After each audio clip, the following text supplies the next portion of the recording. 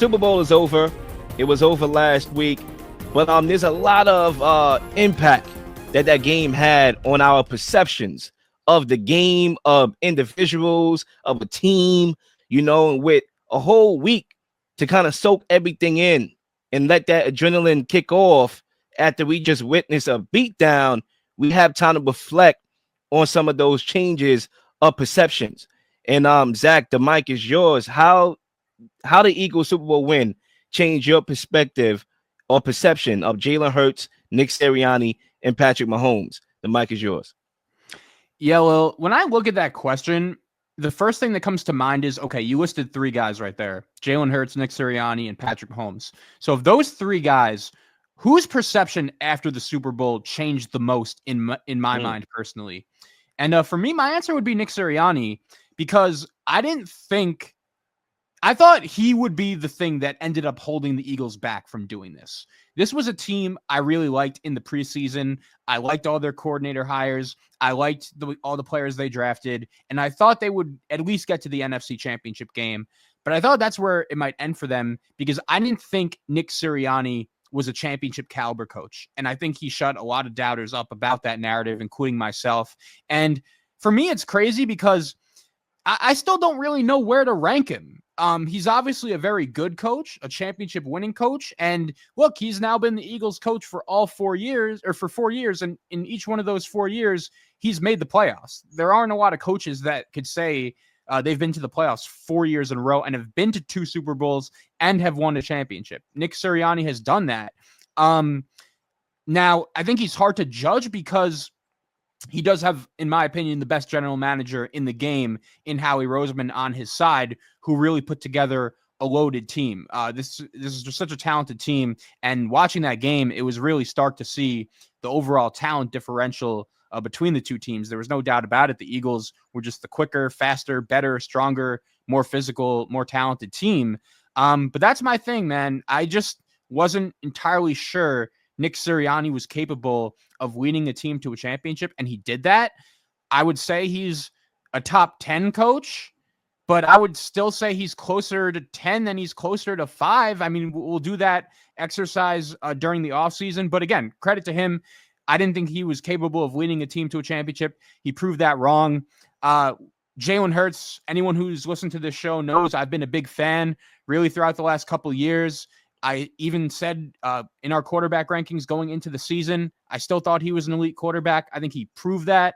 And the thing about him is that even though his numbers might not always pop off the charts, the guy wins, and he especially wins the biggest games. And he proved he was capable again of doing that in the Super Bowl.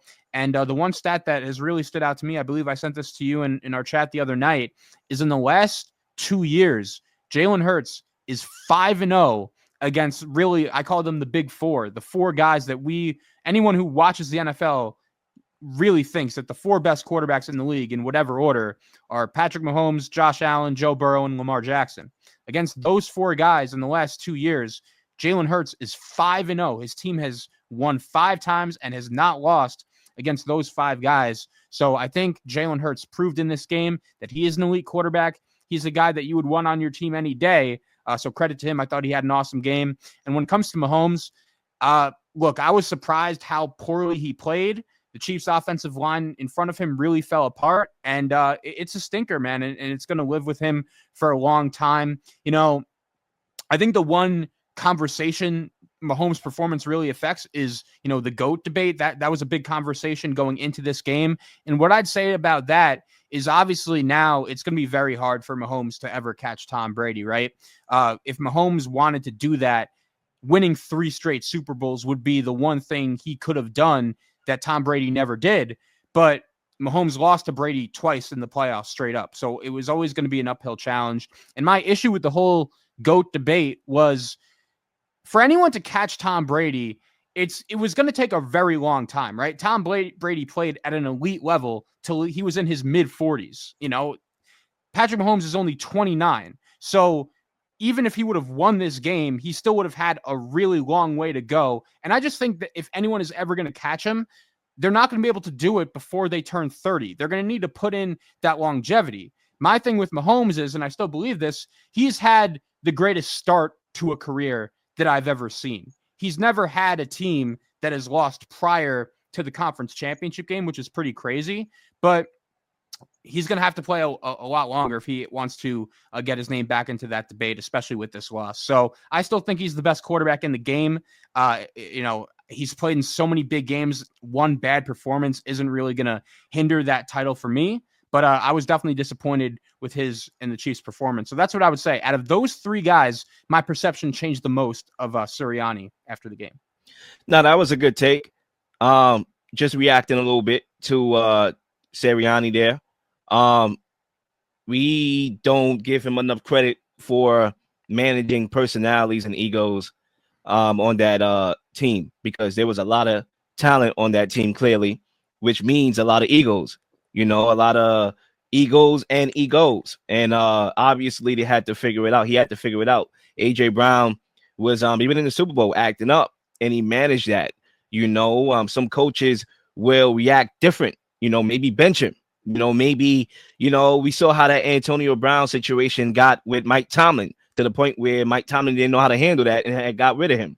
Right. But he was able to let him read the book on the sideline, kind of give him superstar treatment, but at the same time allowing him to be in a space where he got the ball when he needed to get the ball and make a play and manage that personality. Because we seen it, Stephon Diggs, same issues, and then in the playoffs it was a no-show, and then he got traded. That was the end result, and I thought that was going to be the case here with A.J. Brown, but it wasn't, and mainly because Nick Sirianni did a good coaching job, so we have to give him credit for sure. I think for me, the issue I have is when you start to individualize and contextualize Jalen Hurts in this topic, it makes the discussion harder, because there were consistent contributors from all over this team. And that's why my biggest perception change is mainly looking at the GM role in winning a championship. Because when we talk about a championship, right, look at the Rams. Do we give the GM credit for that success when they won the championship a couple years ago? No, we talk about Stafford. He finally got over the hump. He finally won a championship, right? When we talk about the Tampa Bay Buccaneers, do we talk about Jason Light? No, we talk about Tom Brady. He's the GOAT. He went on a new team and led them to a championship. But both of those teams had great teams with great players, Hall of Fame players, clearly. Now you look at the Eagles and you look at a guy like Howie Roseman. I mean, look at this, Zach. All right. You look at the last couple of quarterbacks who won a championship. They were elite quarterbacks. Tom Brady, Stafford, Mahomes, back-to-back years. The last quarterback that wasn't elite by our terms that won a championship was who? Nick Foles. Ironically, the quarterback of the Eagles. Okay. And what happened to Nick Foles after he left the Eagles? He couldn't even beat out Justin Fields in Chicago.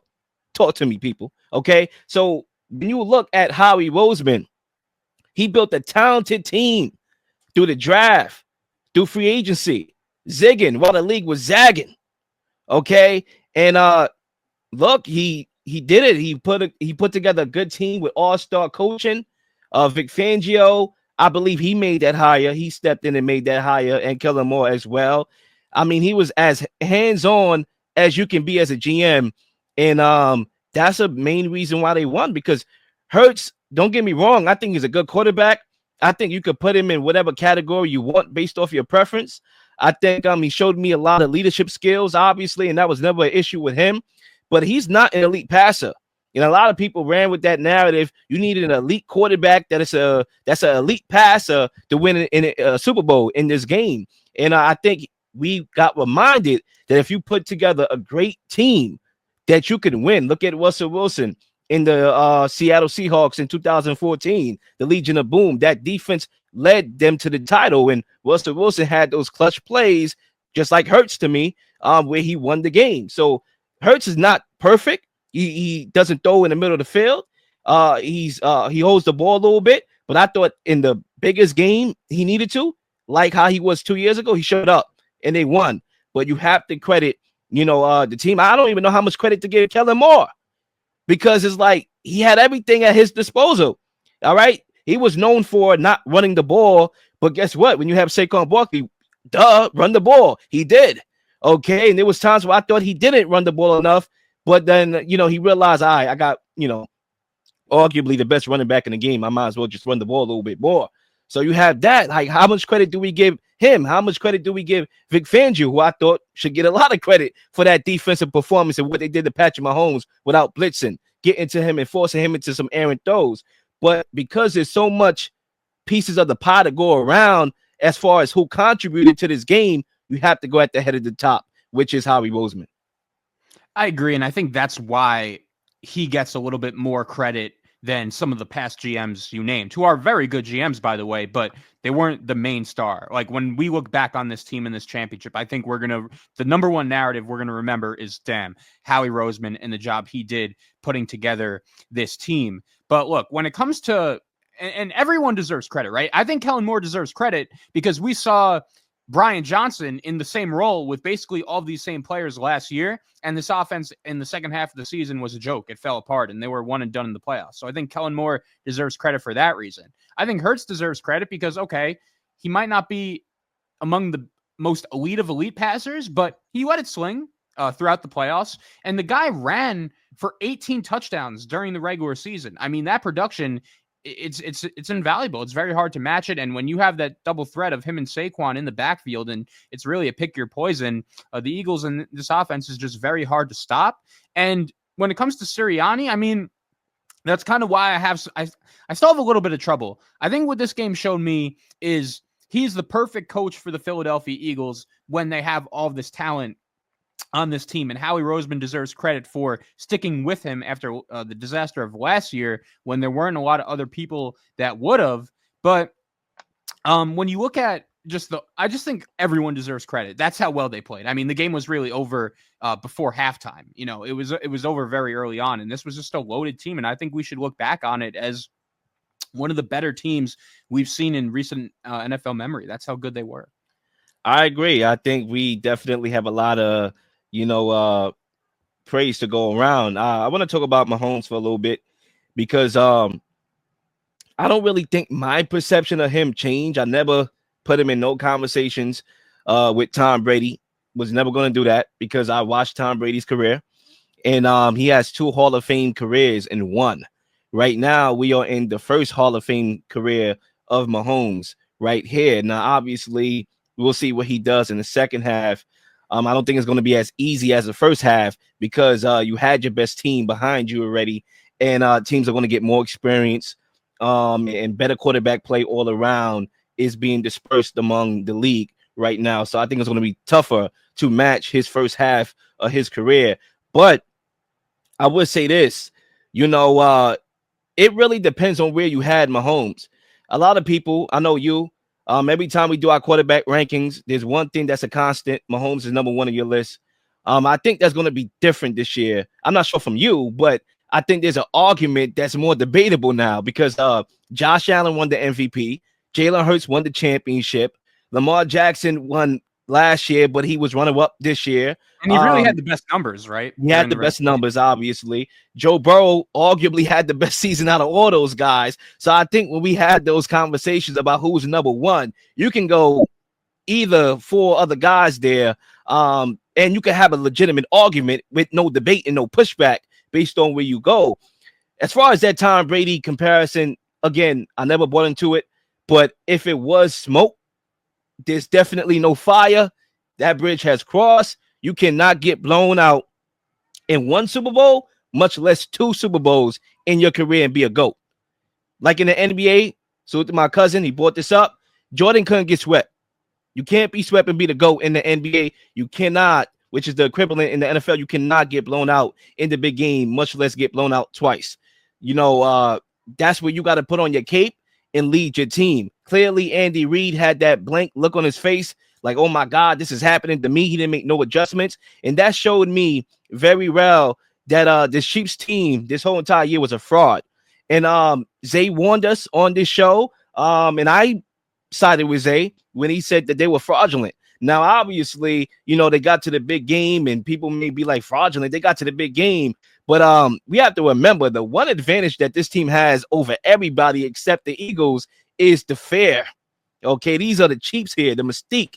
So that championship DNA, I mean, we saw the Texans, they lost it at the start of the game. They couldn't handle themselves emotionally to even play the daggone game, much less win the game, right? So they was out easily. The Bills, game planning, again, they choked. The Bills choked to me, but they also lost some calls that, again, I'm not going to be talking about the referees here, obviously, but obviously that was that. Now, the Eagles, the one great team with experience, with championship DNA of their own, was a team to be like, listen, man, these guys are frauds. They've been winning the games all year long in fluky ways. I mean, crossbars. I mean, just the amount of flukes throughout this season. I think they got exposed in this game. The Eagles didn't even look like they had to try to win this game. They won this game. They were better. They were bigger. They were faster. They had the schematic, designs to take away what they do best with the cover four. I mean, it was a complete beat down, and I think the other teams in the league is looking at the Chiefs like, you know what? Maybe not so bad like we thought, and maybe we can just knock them off. Let me ask you this, though. When it comes to Mahomes' legacy, do you think it would have been better for him to lose in the AFC Championship game to the Bills and not have this happen? Excuse me, I'm about to say that's a good point. That's a good question right there. Excellent question. Yeah, honestly, yes, I think so. I think it would have been better for him to lose against Josh Allen because Josh Allen won the MVP, and we could go back on it and say, well, you lost to Josh Allen, the MVP, and you beat him. You have the overall head-to-head throughout the playoffs, so it's not like you're trailing him by any stretch of the imagination as far as head-to-head in the playoffs. You still got, 3 wins before that game over him. So, yeah, I think that makes sense instead of getting to this big game where everybody's watching and everybody's watching the beatdown. Yeah, I agree, because we're not going to talk about Mahomes' playoff losses. We're going to talk about his Super Bowl losses. When we talk about Tom Brady, we talk about how much Super Bowls he won. And if we want to be a detractor, whoever that idiot is, we'll talk about how much Super Bowls he lost. He is measured by his wins and losses. Tom Brady here to go in the Super Bowl. I think Mahomes will be measured in that same way. Yeah, I don't know, man. I have a hard time saying it would have been better for him to lose in the conference championship than opposed to the Super Bowl. I mean, the Chiefs, I know they didn't finish the job, but they're the first team ever trying for the three-peat that even got to the Super Bowl. No team had ever done that. And I understand it was a terrible performance, but the fact that Mahomes has been to 3 straight Super Bowls now and 5 Super Bowls in his first 6 years, 5 in his first 7 years, I think that's obviously contributing to what I think is the best start to a career in the history of the NFL. So, yeah, when it comes to the GOAT conversation, getting blown out in 2 Super Bowls is obviously going to be a main talking point. But look, it's the obvious comparison is Jordan LeBron. And my take on that is really, I don't know if I'm qualified to answer that question, who do I think is the NBA's GOAT?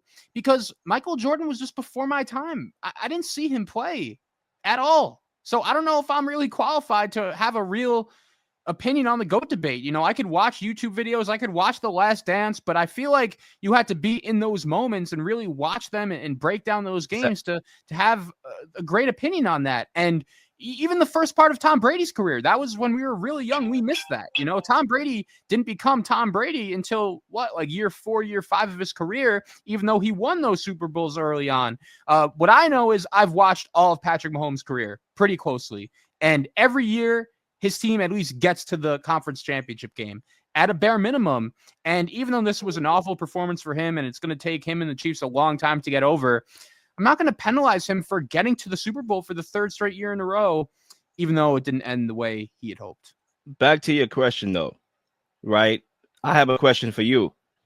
Do you remember Tom Brady's loss to the Broncos in the AFC Championship game, or do you remember his loss to the Giants when he was chasing that undefeated streak? I mean, that Bronco game, that was 2005, so... No, not that one. I'm talking about the one where he lost to Peyton Manning. That was forgot which year, but it wasn't that far back. Yeah, I mean, you're gonna remember the Giant one because that team was going for history. Exactly.